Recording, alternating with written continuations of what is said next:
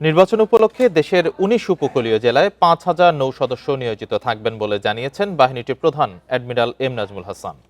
সকালে খুলনা শিপইয়ার্ডে যুদ্ধজাহাজ landing craft tank 1 এর লঞ্চিং অনুষ্ঠানে শেষে এসব কথা বলেন তিনি। এ সময় নৌপ্রধান বলেন, আসন্ন নির্বাচন উপলক্ষে দেশের ১৯ উপকূলীয় জেলায় ৫,০০০ নৌ সদস্য নিয়োজিত থাকবে। নির্বাচনী প্রচার শুরুর আগেই অবৈধ অস্ত্র উদ্ধারে বিশেষ অভিযান চালানো হবে। এছাড়া সুষ্ঠু নির্বাচন হওয়ায় কোনো শঙ্কা নেই বলেও জানান তিনি। পরে লবণচড়া এলাকায় অবস্থিত নৌবাহিনী প্রশিক্ষণ ঘাঁটি, school of logistics and management প্রাঙ্গণে নেভি ইনস্টিটিউট অফ হসপিটালিটি ম্যানেজমেন্টের আনুষ্ঠানিক উদ্বোধন করেন তিনি।